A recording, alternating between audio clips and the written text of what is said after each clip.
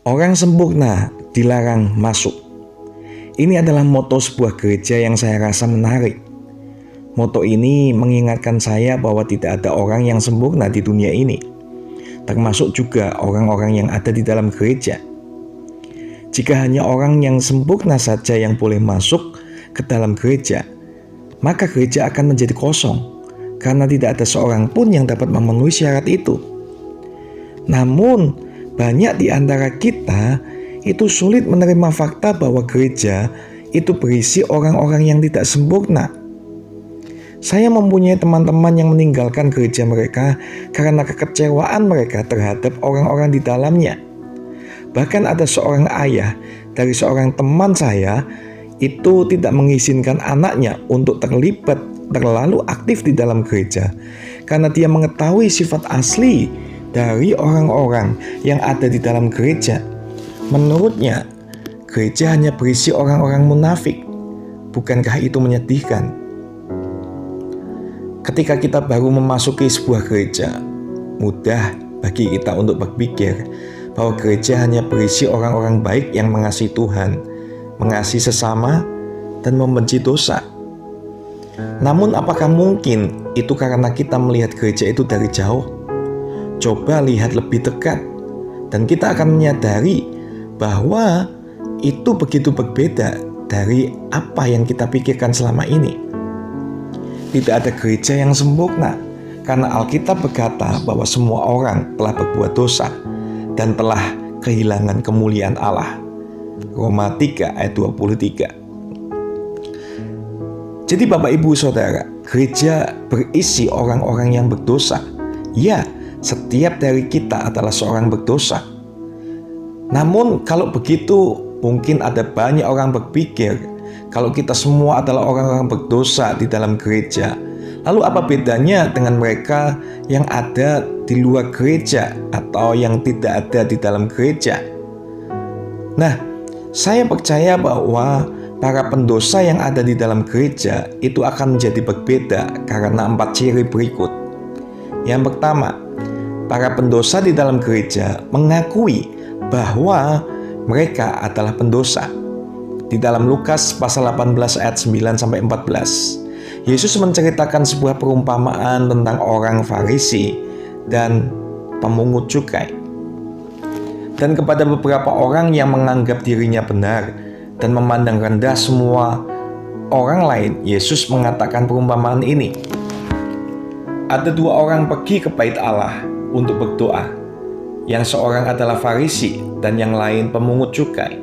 Orang Farisi itu berdiri dan berdoa dalam hatinya begini, "Ya Allah, aku mengucap syukur kepadamu karena aku tidak sama seperti semua orang lain. Bukan perampok, bukan orang lalim, bukan pezina, dan bukan juga seperti pemungut cukai ini. Aku berpuasa 2 kali seminggu. Aku memberikan 1/10 dari segala penghasilanku." Tetapi pemungut cukai itu berdiri jauh-jauh, bahkan ia tidak berani menghadap ke langit, melainkan ia memukul dirinya dan berkata, "Ya Allah, kasihilah aku, orang berdosa ini." Aku berkata kepadamu, orang ini pulang ke rumahnya sebagai orang yang dibenarkan Allah, dan orang lain itu tidak.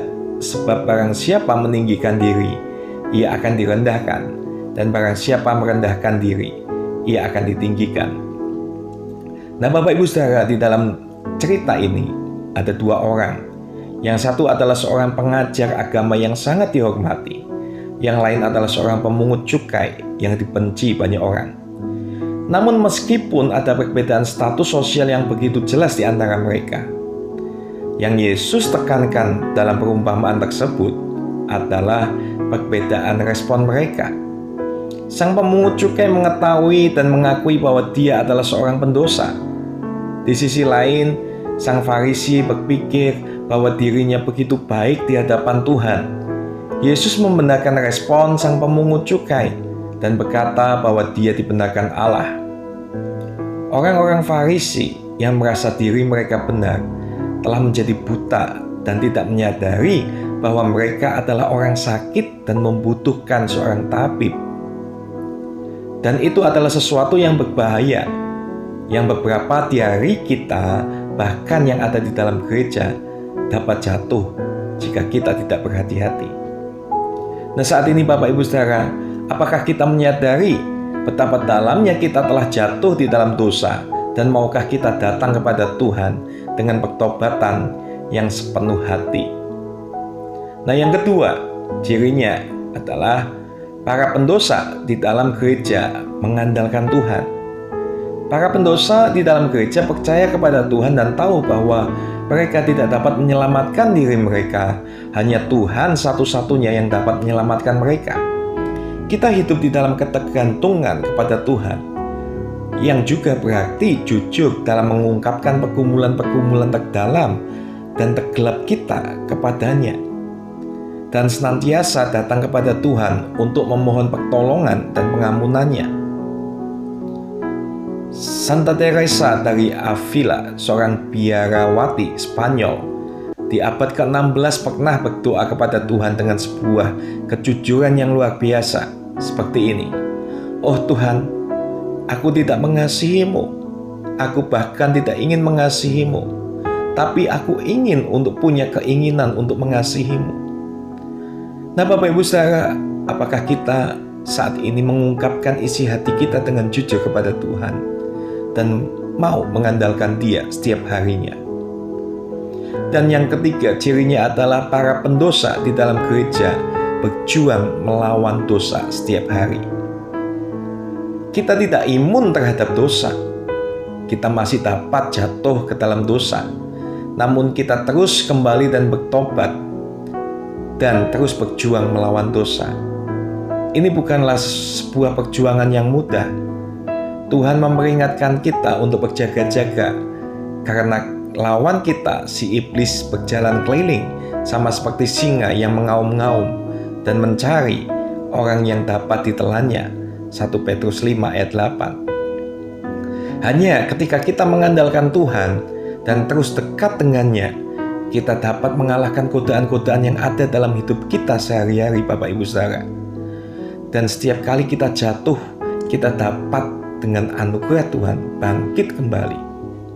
Saat ini Bapak Ibu Saudara, renungkan apakah kita berjuang melawan dosa setiap hari dan meminta kekuatan daripada Tuhan untuk melepaskan dosa-dosa kita, atau kita menyerah dengan dosa-dosa yang ada. Yang keempat, cirinya adalah para pendosa di dalam gereja mengasihi pendosa-pendosa lainnya. Para pendosa di dalam gereja tahu bahwa Tuhan mengasihi pendosa-pendosa lain sama seperti Dia mengasihi kita. Dan karena Tuhan mengasihi pendosa-pendosa lainnya, kita juga harus mengasihi mereka. Kita tidak boleh menghakimi kesalahan mereka atau mengabaikan mereka. Namun kita berdoa untuk mereka, mengingatkan mereka di dalam kasih, dan membantu mereka untuk kembali ke jalan yang benar dan menjadi orang yang lebih baik. Nah saat ini Bapak Ibu Saudara, apakah kita mengasihi sesama kita seperti Tuhan mengasihi kita? Seseorang pernah berkata seperti ini, gereja bukanlah museum untuk orang-orang kudus, tapi rumah sakit untuk para pendosa. Bukankah benar demikian? Tapi jangan berhenti sampai di sana, karena apa yang telah Yesus lakukan, kita bukan hanya para pendosa di dalam gereja, kita adalah para pendosa yang diselamatkan di dalam gereja.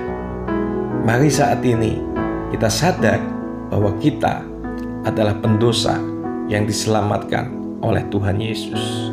Terima kasih, Tuhan Yesus memberkati.